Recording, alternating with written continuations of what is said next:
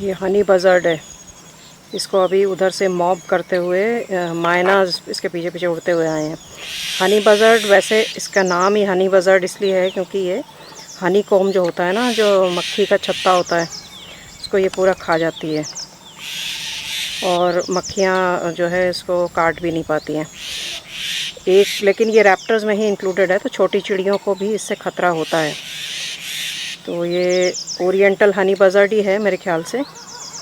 पहले 1 या 2 बार ही मैंने देखा हुआ है, रणथंभौर में देखा था। अभी जल्दी से एक शॉर्ट्स ही बना लेती हूँ, पता नहीं कब उड़ जाए। ये इस पेड़ में बैठा था, अभी उसकी मॉबिंग चल रही है। वो देखिए उधर गया उड़ के बेचारा, उसको भगा रहे हैं।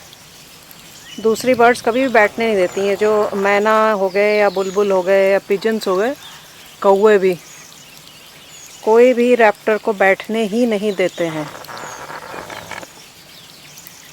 अभी यहाँ बैठा हुआ था ये, यहाँ से उधर गया ऊपर, उसके बाद वो उस पेड़ पे जाके बैठा, तब मैं फोकस करने लगी उस पे, यहाँ पे, और अब यहाँ से उड़ के इधर चला गया है। बारिश का मौसम बन रहा है।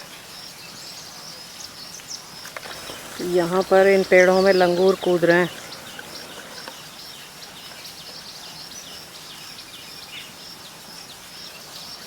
यहाँ पे कहीं पे हैं। ये मेघों की गर्जना सुनाई दे रही होगी आपको। ये देखिए पेड़ जहाँ हिल रहा है ना, यहाँ पे लंगूर हैं और बैकग्राउंड में मेघों की गर्जना सुनाई दे रही है, चिड़ियों की आवाज़। सामने पहाड़ पे लोग अपने जानवरों को इकट्ठा कर रहे हैं वापस शेल्टर में ले जाने के लिए।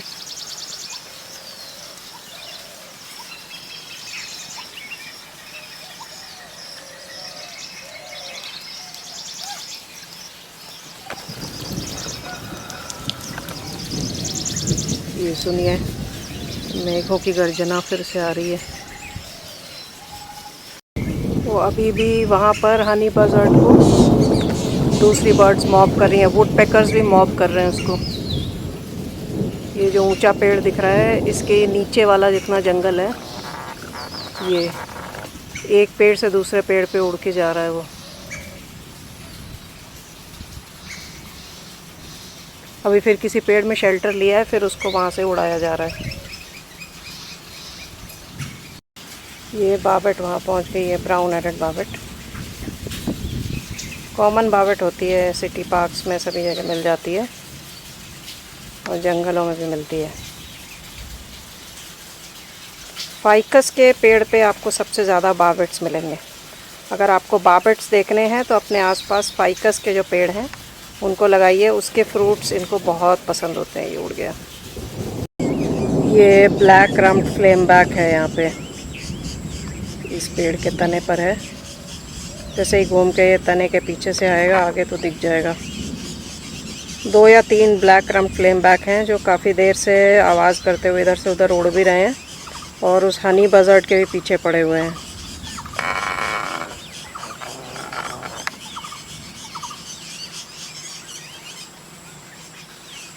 ये दोस्तों यहाँ से हॉर्नबिल जा रहे थे। यहाँ पे एशियन पाइड हॉर्नबिल भी है, ओरिएंटल पाइड हॉर्नबिल भी है और ग्रेट हॉर्नबिल भी है। काफ़ी बड़े साइज़ का है, लेकिन बहुत दूर है ना, तो ओरिएंटल पाइड भी हो सकता है हो।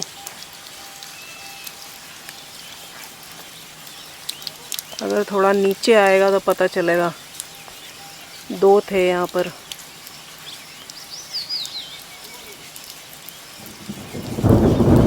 दोस्तों लीनिएटेड बाबेट है, देखिए आम के पेड़ में। और जैसे कि मैंने आपको वो वाला पेड़ दिखाया था जिसमें बहुत पके हुए आम लगे हुए हैं, जिसपे प्लम हेडेड पैराकीट्स आके बैठ रही थी, उसी तरह बाबेट, बुलबुल, पैराकीट, ये सारे जो है जितने भी फल वाले पेड़ हैं उन पर बैठना बहुत पसंद करते हैं। बाबेट्स को इन एडिशन जो फाइकस के फ्रूट्स होते हैं वो भी बहुत पसंद है। जैसे फाइकस के पेड़ पे आपको पैराकीट्स नहीं दिखेंगे, लेकिन जो दूसरी बर्ड्स जैसे स्टारलिंग्स हैं, बुलबुल्स हैं, बाबेट्स हैं, वो आपको फाइकस पे दिख जाएंगी काफी ज्यादा। अब ये फ्रूगीवोरस तो होते हैं, लेकिन फलों के पेड़ों पर कीड़े मकोड़े भी पाए जाते हैं, क्योंकि उनका भी खाना उसके आसपास ही होता है।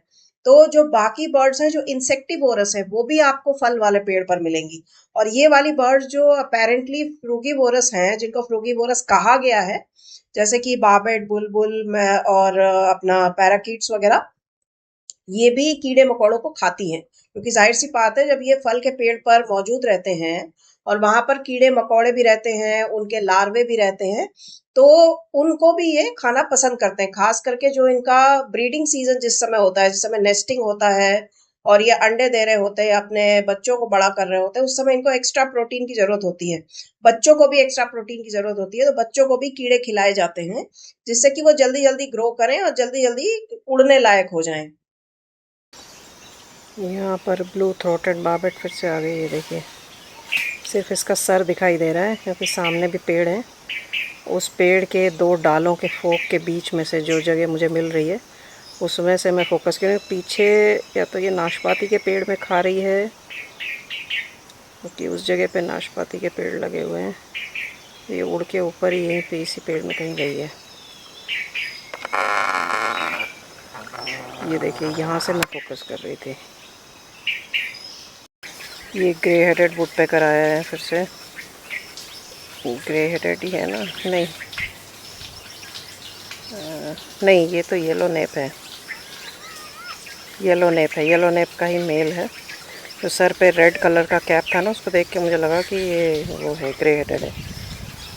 लेकिन ये काफ़ी देर से मैं मतलब लंच के पहले से इसको देख रही हूँ। बिल्कुल घने पत्तों के बीच में बैठा हुआ था। कई बार मैंने देखा इसको। दूसरी बर्ड्स भी उड़ाने की कोशिश कर रही थी इसे, लेकिन ये ओपन में आया ही नहीं एक भी बार। अब जाके शाम को ही आया है इस पेड़ पे। ये पेड़ वैसे सबसे अच्छा है वुडपेकर्स को ऑब्जर्व करने के लिए।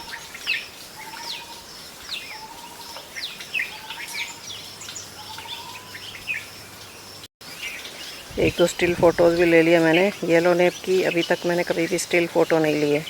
अब देखिए, ये बुलबुल सारे आ रहे हैं इसके आसपास ना, थोड़ी देर में इसको भगा देंगे। बुलबुल, मैना, बैबलर, ये जहाँ पर भी रहती हैं, चाहे इनकी कोई भी स्पीशीज़ हो, दूसरी बर्ड्स को ज़्यादा देर तक ये बैठने नहीं देती हैं। देखिए कितना खूबसूरत वुडपेकर है। ये देखिए दोस्तों, खेत जोता जा रहा है। छोटा सा खेत है, लेकिन ये हल लगाया हुआ है और दो बैल हैं, एक काला है एक सफ़ेद है। तो इस टाइम पे एग्जैक्टली क्या यहाँ पे लगाया जाता है, क्योंकि यहाँ पे धान की खेती तो कोई नहीं करता। हाथी वगैरह बहुत नुकसान करते थे, तो धान की खेती यहाँ नहीं करते लोग।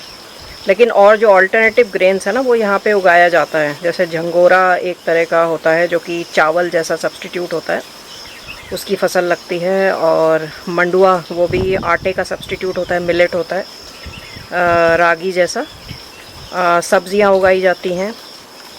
तो ये अभी राजू का घर है, इसके बाहर ये खेत को जोत रहा है, कुछ ना कुछ लगाने वाला है खेत में।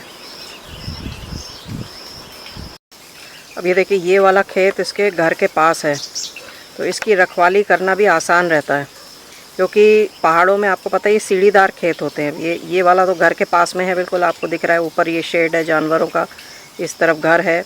यहाँ पे इन्होंने अपना ये थोड़ा सा बाहर से फेंसिंग वगैरह करी हुई है। सोलर फेंसिंग में हमने लगवाई थी इनके यहाँ पे। तो अब पीछे जो ये सारा खेत है, इसमें काफ़ी कुछ इसका भी है। तो ये सीढ़ीदार खेत जो होते हैं ना, जो आपके घर से दूर हैं, वहाँ पर आपने जो फसल लगाया है उसकी देखभाल करना बड़ा ही मुश्किल हो जाता है।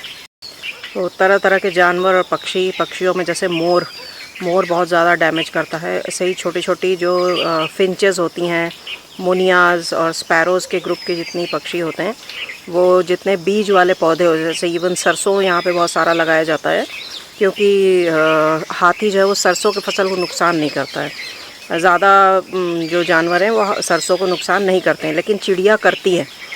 मुनिया या छोटी चिड़ियों को आप देखेंगे ना, वाइट आई वगैरह, और सरसों के खेत में आपको घूमते हुए मिलेंगी।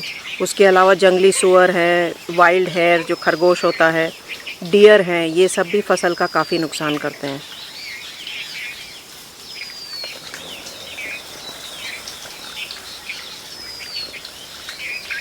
ये यहाँ पर स्पॉटेड डव आके बैठ गई है। स्पॉटेड डव बैठी है। शाम को इस समय स्पॉटेड डव की आवाज़ हर तरफ से आ रही होती है। यहाँ पर ओरिएंटल टर्टल डव भी है, वो भी मैंने डाला हुआ है वीडियो में।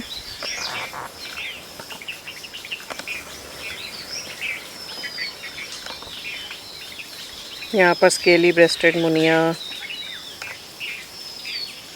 बुलबुल, और ये क्या है,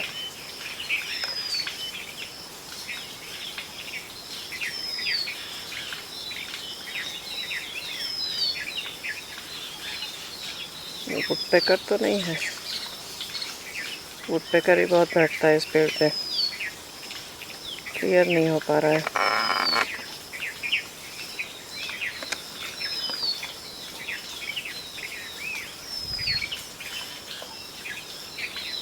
तने के पीछे छुपा हुआ है इसलिए डाउट हो रहा है मुझे। अभी सूरज जाने वाला है पहाड़ों के पीछे, बादलों में ऑलरेडी आ गया है, तो इसलिए धूप 4 बजे के बाद थोड़ी कमी हो जाती है। ऐसा रेयरली होता है कि सुबह से लेके शाम को 6-7 बजे तक मतलब बिल्कुल कड़क धूप है। और अभी सूर्यास्त होने में तो काफ़ी समय है, क्योंकि सूर्यास्त अभी भी 7:15-7:20 के अराउंड होता है, लेकिन पहाड़ होने की वजह से सूरज पहाड़ के पीछे चला जाएगा, तो मतलब जो एक हल्का सा जो अंधेरापन होता है वो आ जाता है। अभी ये जाने वाला है वो सामने वाले पहाड़ के पीछे। ये ब्लैक ड्रोंगो यहाँ पे कॉल कर रही है, देखिए। लेकिन ब्लैक ड्रोंगो और जो ग्रेटर रैकेट टेल ड्रोंगो होते हैं, ये दोनों बहुत अच्छी मिमिक्री भी कर लेते हैं, और करीब 35 से 40 अलग अलग स्पीशीज के बर्ड्स, एम्फीबियंस, मैमल्स, इन सब की आवाज़ें ये निकाल लेते हैं। इवन जो इनएनिमेट ऑब्जेक्ट्स होते हैं, जैसे कार का हॉर्न, तो वो आवाज़ भी ये निकाल सकते हैं। और अपनी इस कला का इस्तेमाल करके दूसरे जानवरों से खाना भी चुरा लिया करता है ग्रेटर रैकेट टेल ड्रोंगो।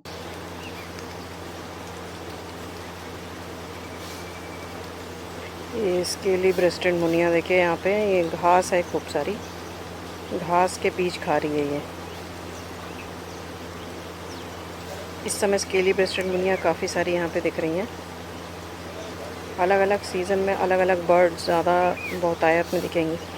जैसे अगर आप विंटर के टाइम में जनवरी, फरवरी, मार्च तक भी फुट हिल्स में आएंगे तो आपको मिलेंगी common rose finch, yellow breasted green finch, और इस टाइम पे वो वाली बर्ड्स ऑलरेडी आपके अपर हिमालयाज़ में जा चुकी हैं।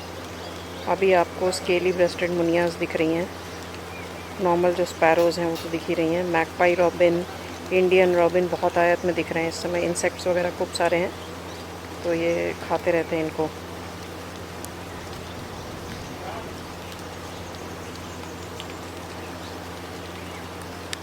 ये फुलवस ब्रेस्टेड वुडपेकर है, small to medium size woodpecker है। आपने पहले भी देखा है, यहीं पर मैंने दिखाया हुआ है। तो ये रेजिडेंट है, पूरा साल यहीं पर रहता है, एल्टीट्यूडनल माइग्रेशन नहीं होता है इसका।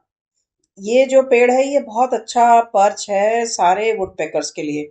इस पर फुलवस ब्रेस्टेड भी आता है, ग्रे हेडेड भी आता है, और लेसर येलो नेप भी आता है। अब विंटर के टाइम पे और अगर ऊपर से कुछ वुडपेकर्स नीचे आते हो तो शायद वो भी इस पेड़ पर बैठे। दूर उस पेड़ पे एक रैप्टर बैठा हुआ है, बहुत देर से मैं वॉच कर रही हूँ, एक ही पोजीशन में बैठा है। अभी सरपेंट ईगल है या हॉक ईगल इस एरिया में तो मैंने देखा नहीं है, लेकिन हो भी सकती है, या फिर वही हनी बजर्ड है। एक ही जगह पर बहुत देर से बैठी हुई है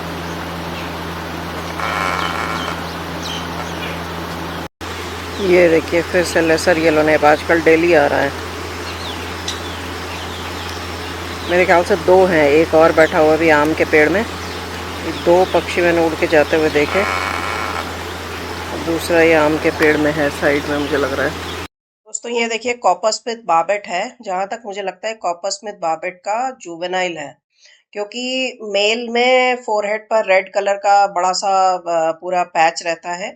चेस्ट पर भी येलो और वाइट, येलो और रेड कलर के पैचेस रहते हैं। फीमेल का भी जो मैंने डिस्क्रिप्शन पढ़ा उसमें ये लिखा हुआ है कि जो उसके चेस्ट पे रेड कलर का पैच होता है उसमें कुछ येलो फेदर्स भी होते हैं। तो इसमें मुझे ना तो फोरहेड पे रेड कलर दिख रहा है, ना ही चेस्ट पे दिख रहा है। तो इसका मतलब फुल्ली डेवलप्ड नहीं है, जुवेनाइल हो सकता है।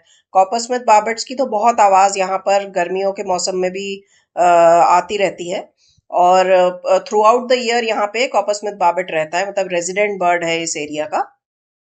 और बहुत ही सुंदर बर्ड होता है और छोटे बार्बेट्स में से होता है। जनरली बार्बेट्स थोड़े बड़े साइज के होते हैं, लेकिन कॉपर स्मिथ बार्बेट जो है it is one of the smaller barbets. यहाँ पर ये दो व्हाइट क्रेस्टेड लाफिंग थ्रश बैठे हुए हैं। उस जगह पे रोशनी बहुत कम है, पेड़ों की वजह से छाया है, इसलिए बहुत अच्छे से दिख नहीं रहे हैं। लेकिन मेरे ही चैनल पर अगर आप देखेंगे, जो इसका कवर में जो वीडियो लगा हुआ है वो व्हाइट क्रेस्टेड लाफिंग थ्रश का ही कॉल करते हुए वीडियो है। मैं पहले बहुत छोटे छोटे वीडियोस लगाती थी, तो वो भी छोटा सा ही ऐसे शायद 1 मिनट का वीडियो है या ऐसा कुछ है। तो व्हाइट क्रेस्टेड लाफिंग थ्रश बहुत ही स्ट्राइकिंग अपीयरेंस का होता है और उसकी आवाज भी बहुत ही जबरदस्त होती है। पूरे ग्रुप में बोलते हैं और बिल्कुल हंसने जैसी आवाज आती है। अब ये देखें, यहाँ पे पी फाउल मेल जा रहा है और इसके सारे पंख झड़ चुके हैं। तो इनका ब्रीडिंग सीजन खत्म हो चुका है। बरसात के टाइम पे ये जानबूझकर अपने सारे पंख गिरा देते हैं, वरना ये उड़ नहीं पाएंगे भीगे हुए पंखों के साथ और शिकार हो जाएंगे। उसके बाद बरसात के बाद दोबारा इनके पंख आ जाते हैं।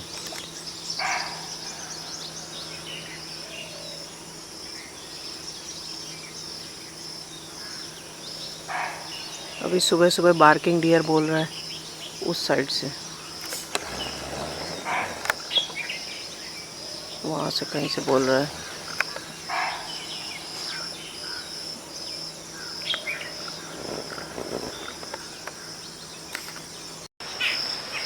अब ये बारिश आज थोड़ी बहुत हुई है दिन में, लेकिन शाम को देखिए बिल्कुल ऐसे काले बादल आ गए हैं सामने वाले पहाड़ पे। काले बादल जनरली बहुत ज़्यादा बारिश कैरी करते हैं अपने साथ में, और उधर बारिश होनी शुरू भी हो गई है। इधर भी आने वाली होगी थोड़ी देर में। ये हवा चल रही है अभी तेज़।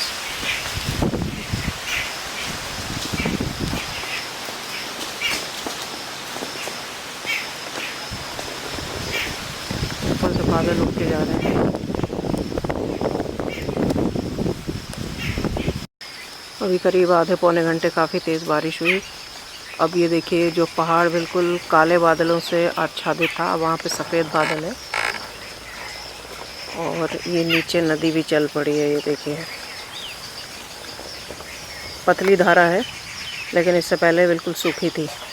पिछले वीकेंड में जब तेज़ बारिश आई थी तब ये नदी पूरी चल रही थी, मतलब इससे मोटी धारा थी इसकी। अभी उतनी तेज़ बारिश हुई भी नहीं है। पिछले वीकेंड में 2 दिन लगातार बारिश हो रही थी। अब देखिए पानी निकल चुका है, निशान बचा है बस, मतलब बह नहीं रहा है कुछ, लेकिन पता लग रहा है कि हाँ यहाँ से पानी बहा है अभी।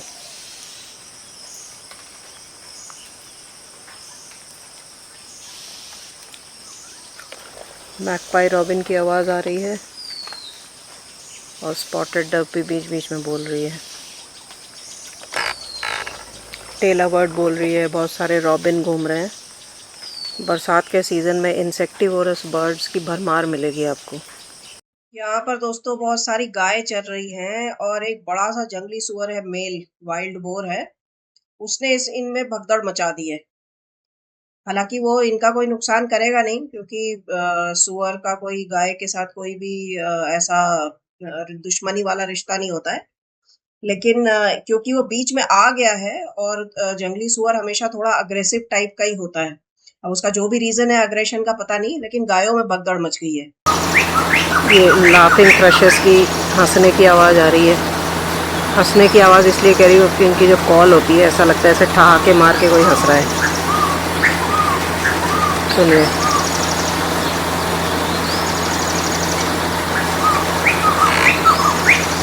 ये देखिए 5-6 होते हैं ग्रुप में, खुले में कहीं बैठे हुए दिख नहीं रहे हैं, लेकिन मैं देख रही हूँ इनको एक जगह से दूसरी जगह उड़ के जा रहे हैं।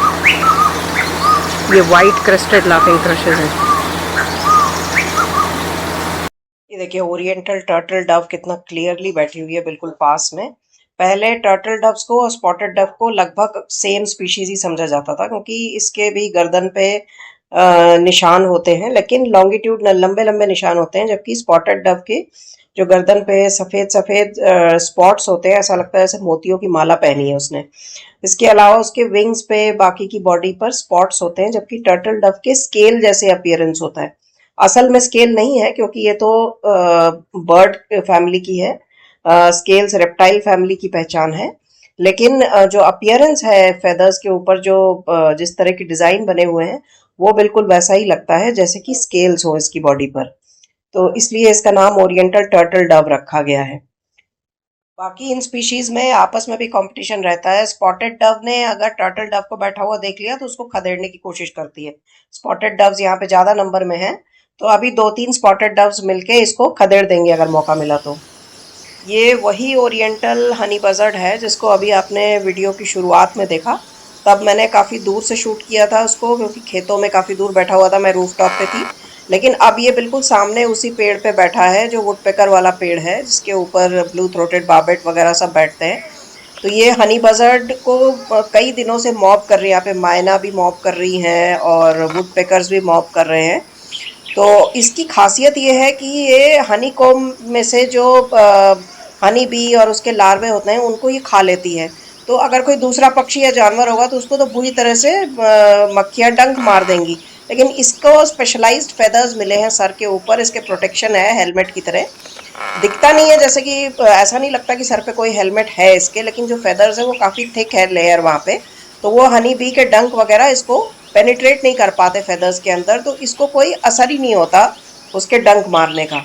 तो ये बड़ी आसानी से जो मक्खी के छत्ते के जितने भी मक्खियाँ हैं, वास्प हैं और लार्वे हैं, उनको ये खा लेते हैं। चेस्टनट हेडेड बी ईटर काफ़ी दिनों बाद दिखा आज,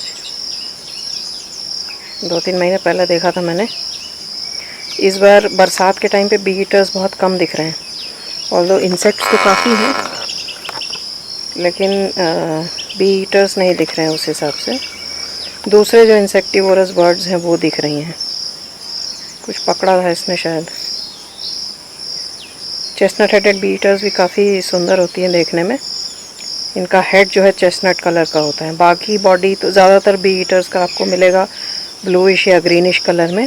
इसका हेड चेस्टनट कलर का रहता है और ये फ्रंट वाला पोर्शन येलोइश रहता है। मेरोपिडी फैमिली के रहते हैं ये लोग। और इनका ऑर्डर कोरेसिफॉर्मिस है जहाँ तक मुझे याद है, जिसके अंदर रोलर्स, बी ईटर्स और किंगफिशर, ये 3 फैमिली आती है। ये चेस्टनट हेडेड बी ईटर के साथ में पे बैक श्राइक भी आके बैठ गई है। ये बी ईटर है, बार बार एरियल सेलिंग से कीड़े पकड़ के ला रही है और यहीं पे बैठ के खा रही है इस पेड़ पे। ये पेड़ बहुत अच्छा पर्च है। थ्रू आउट द डे आपको अलग अलग बर्ड्स इस पे बैठते हुए दिखेंगी। और ये जो अभी आके बैठी है बे बैक श्राइक है। साइज़ में छोटी है, लेकिन ये श्राइक्स की आँखों के पास ये जो ब्लैक कलर का पैच होता है, इससे इनको पहचाना जा सकता है। इनको बुचर बर्ड भी कहा जाता है। कई बार मैंने आपको बताया है अपने पहले के वीडियोस में भी, खासकर राजस्थान में बहुत सारे श्राइक्स दिखे थे। तो इनका जो टेक्निक होता है, ये कोई भी रेप्टाइल हो या कोई भी छोटा जानवर हो जो भी मार के लाए हो, वो ज़्यादातर थॉर्नी ट्रीज़ पे ये बैठते हैं, कांटेदार वृक्ष पे, और कांटे पर ही उसको फंसा के रख देते हैं अपने प्रे को। तो इसलिए इनको बुचर बर्ड कहा गया है। और ये चेस्टनट हेडेड बी ईटर अभी भी बैठी हुई है यहाँ पे। ये इंडियन गोल्डन ओरियोल है या येलो ओरियोल भी इसको कहते हैं। तो ये मैंने पहले भी यहाँ पे देखा हुआ है और प्रॉपर पूरा मुंह में कैटरपिलर पकड़े हुए, एक लार्वा पकड़े हुए था मुंह में, उस कंडीशन में मैंने देखा हुआ है इसको। लेकिन अभी ये पत्तों के बाहर आने के मूड में लग नहीं रही है, पत्तों के पीछे ही छुप छुप के बैठ रही है। तो ये इंडियन येलो ओरियोल या गोल्डन ओरियोल यहाँ पे बहुत सुंदर पक्षी होता है, ये बिल्कुल ब्राइट येलो। अब निकलने का समय हो रहा है दोस्तों। इस बार बहुत अच्छी रही बर्डिंग यहाँ पर फुटहिल्स में, और टोटल लगभग मैंने 50 स्पीशीज देखी। ई बर्ड पे तो 47 ही अपलोड हुए हैं, लेकिन कुछ 2-4 हमेशा आप भूल जाते हैं कॉमन वालों को, तो वो नहीं अपलोड हुए होंगे। साथ में कुछ लाइफर्स भी थे। तो बहुत ही अच्छा रहा, और मेरी रिकमेंडेशन है आप भी ज़रूर आए हिमालयन फुटहिल्स। बहुत ही रिच एरिया है बर्डिंग के लिए। और अगर आपने मेरे चैनल को सब्सक्राइब नहीं किया है तो कर लीजिए, और वीडियोस को लाइक और शेयर करते रहिए।